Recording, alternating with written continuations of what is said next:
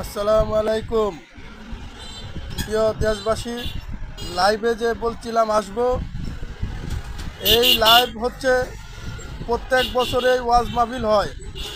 একটা সিজনে ওয়াজ মাহফিলের জন্য একটা কুচক্রি মহল, যারা রানিং বক্তা আছে আব্দুল কালেদ শরীয়তপুরী, সোহাগ বিন আশরাফি, এদের নাম বললে আপনার 1,00,000 টাকা 50,000 টাকা এইভাবে আপনার মোবাইলে ফোন করিয়া তাদের নাম ভাঙ্গায়া টাকা হাতিয়া নেওয়া যায়। পরে হুজুরদের নামে বদনাম হয়। আপনারা যারা ওয়াজ মাহফিল করবেন, সরাসরি হুজুরের কাছে গিয়া আপনার ওয়াজ মাহফিলের ভাউচার আনবেন, হুজুরে আপনাকে খেজমত করবে। আমরাও যেভাবে হুজুরদেরকে দাওয়াতে এনে খেজমত করি, হুজুররাও আমাদেরকে ওয়াজের দাওয়াত দিতে তাদের বাসায় গেলে আমাদেরকে খেজমত করে এবং ওয়াজের প্রোগ্রাম গ্রহণ করে।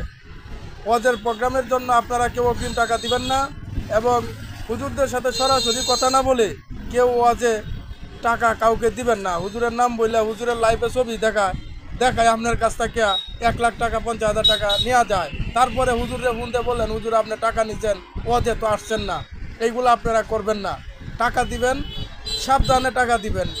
অযথা আপনি মোবাইলে ফোনে বিকাশে প্রতারণার ফাঁদে পা ফেলবেন না।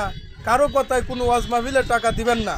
যদি টাকা দেন, এই জন্য মৌলানা আব্দুল কালেদ শরীয়তপুরী, মৌলানা সোহাগ বিন আশরাফি এরা দায়ী নয়।